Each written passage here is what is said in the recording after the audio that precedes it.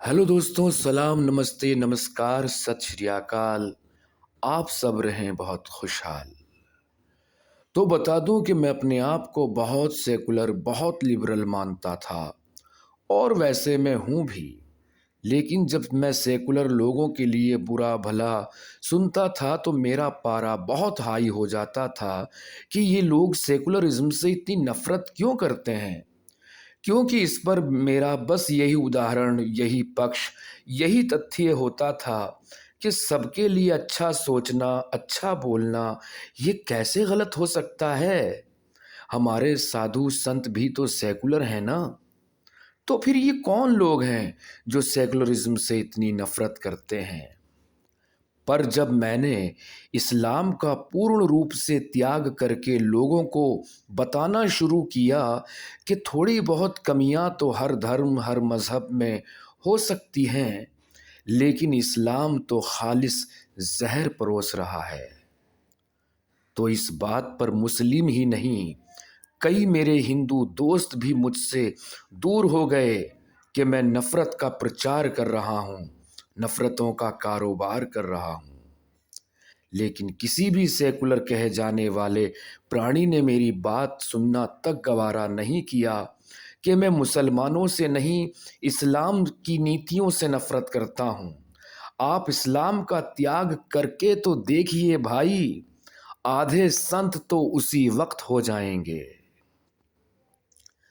खैर, बहरहाल, फिर मुझे आज के सेकुलर लिबरल लोगों की परिभाषा समझ आई कि मैं जैसा सोचता हूँ ये वैसे वाले सेकुलर नहीं है। मैं तो सही को सही, गलत को गलत कहने वालों को सेकुलर मानता हूँ। मेरी नज़र में श्री राम सबसे बड़े सेकुलर थे। रावण का वध उन्होंने नहीं बल्कि खुद उसके अहंकार ने किया था। वो बाण श्री राम का नहीं, स्वयं रावण के पाप का था। जब पाप का घड़ा भर जाता है तो छलकना लाजमी है। मगर इसके बावजूद आप देखिए कि श्री राम ने भ्राता श्री लक्ष्मण को रावण के पास ज्ञान प्राप्त करने के लिए भेजा। क्या इससे बड़ा सेकुलरिज्म कोई और हो सकता है? कोई और परिभाषा हो सकती है इससे ज्यादा सेकुलरिज्म की? और फिर इस कल युग में एक घटना और घटी। देखिए, ध्यान से सुनिएगा।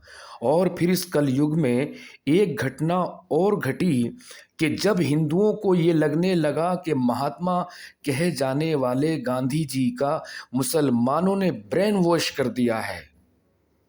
मतलब, कहा जाए तो एक तरह से उनकी इंसानियत का अपहरण कर लिया है कि वो सिर्फ एक ही साइड का सोच रहे हैं, कुछ ही लोगों के का ख्याल कर रहे हैं। तो फिर एक बहुत बड़ा सेकुलर इंसान उठा जिसका नाम था गॉडसे। आप हैरान हो रहे होंगे कि मैं गॉडसे को सेकुलर कह रहा हूं, तो ध्यान से सुनिएगा। फिर एक बहुत बड़ा सेकुलर इंसान उठा, गॉडसे।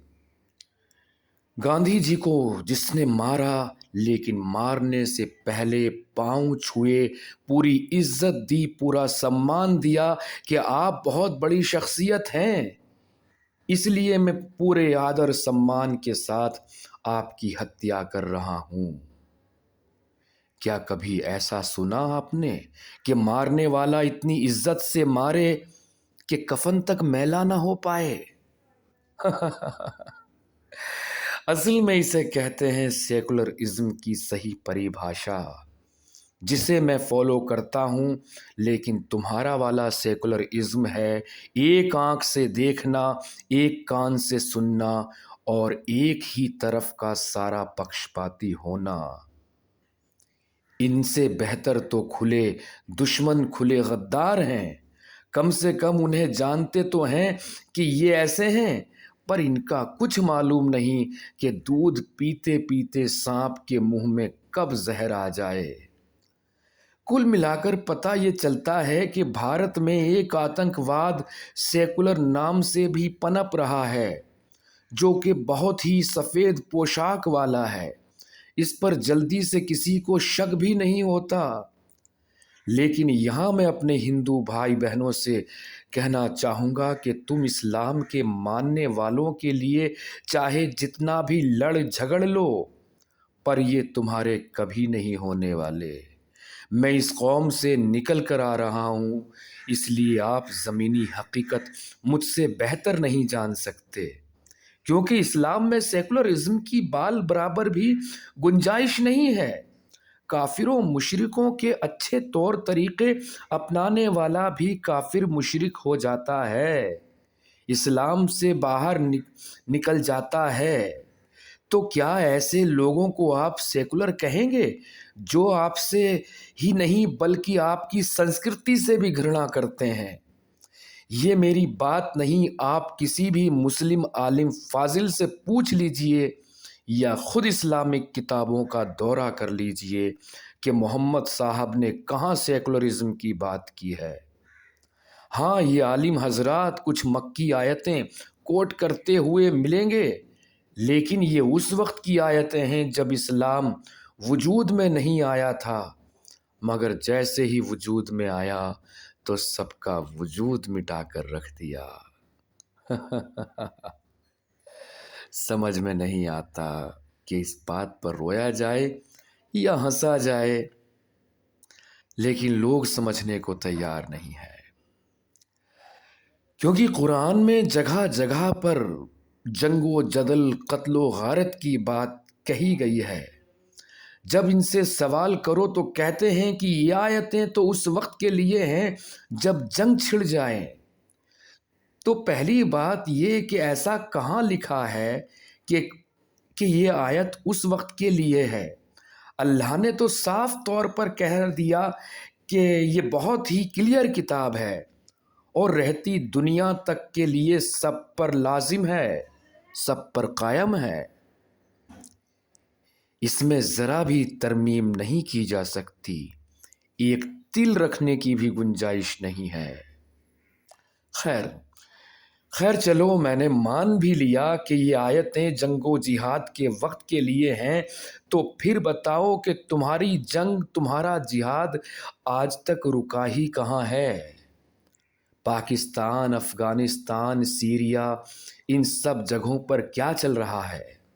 یہاں تو کافروں مشرکوں کا بھی کوئی ایسا معاملہ نہیں ہے، یعنی ایک مسلمان ہی دوسرے مسلمان کا خون پی رہا ہے۔